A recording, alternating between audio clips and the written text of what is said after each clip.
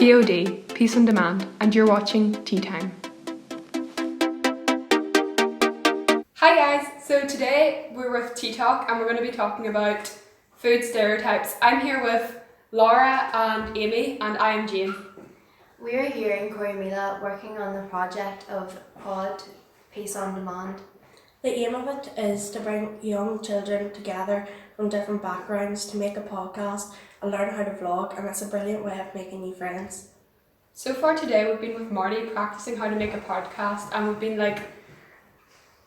been doing exercises and stereotypes and how not to judge people by their cover and to learn them, get to know them first. Personally, I really love this project. I didn't think I was going to be very good at it because sometimes I get nervous and talking to people I don't really know, but I've made so many friends, Jane and I really Amy, but still friends.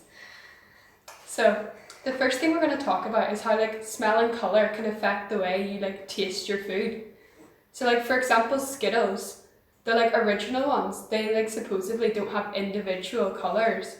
And there's been experiments where people block their nose and cover their eyes and they just can't tell which one's which. They all taste the same. It's with a lot of colourful sweets, even Starburst or I don't know, gummy bears. Star Mix, Haribo, Star Mix. Yeah, that's the difference. Yeah, if you see an orange sweet and it smells of orange, it mightn't taste like it, but you're gonna think it tastes like orange just because it's orange. Imagine seeing an orange sweet that smells like orange and tastes like a mango. Yeah, that would be weird. That'd be so weird. I just lose all trust in that brand.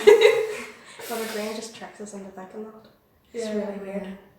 And then there's Haribo's, and the original is a Star Mix, but most of them taste the same, and you kind of get sick of them after a while because you just get the same taste. But then there's the Cola bottles, and they're a different sweet because Haribo made that sweet as their own packet. Yeah, because you can tell the difference in them once you can. Yeah, and then there's I don't know why the rings taste so different, but they don't have their own packet. Exactly. I think they should.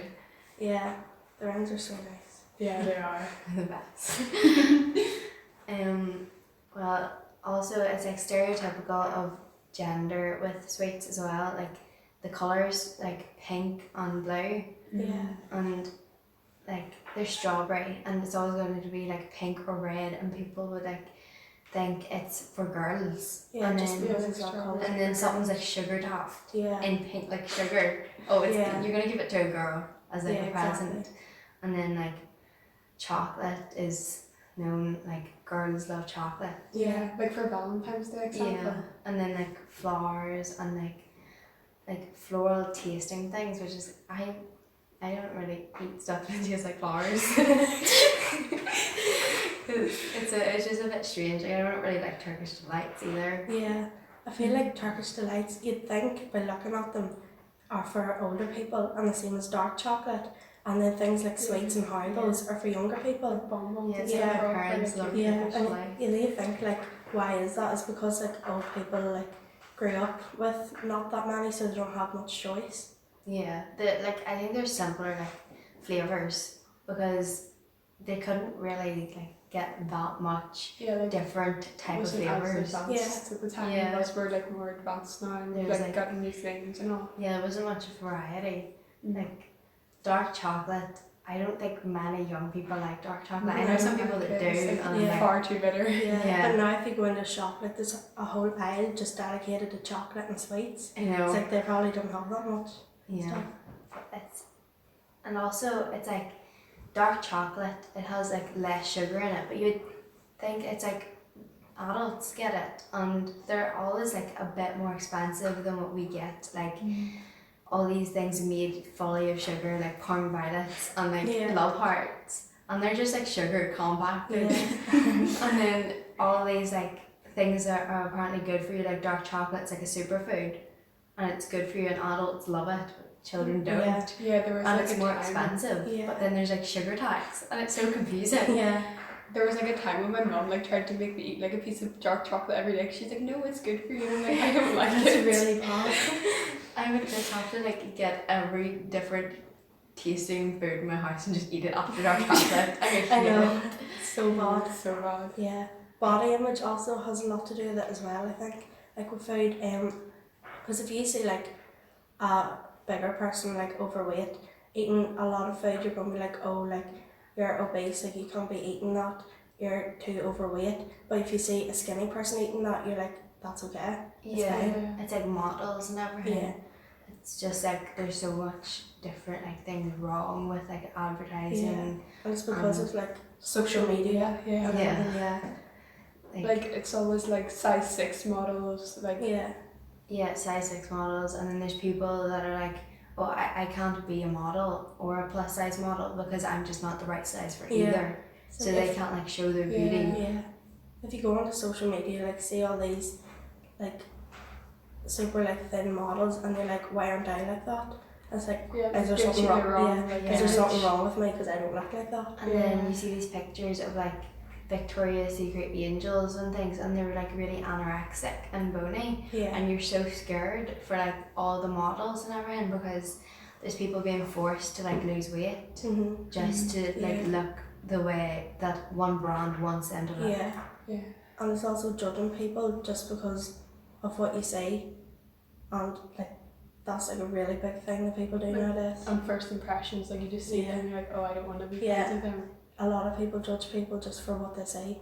Social media has like a big part in advertising, like with celebrities and everything. Or like with the Yorkies ad. Yeah, the Yorkies ad, that's more like gender as well. It's like Yorkie had the slogan Yorkie for men, and I used to be so scared to eat it. Because it's like for men. Yeah, I was like, I'm not a boy. Yeah.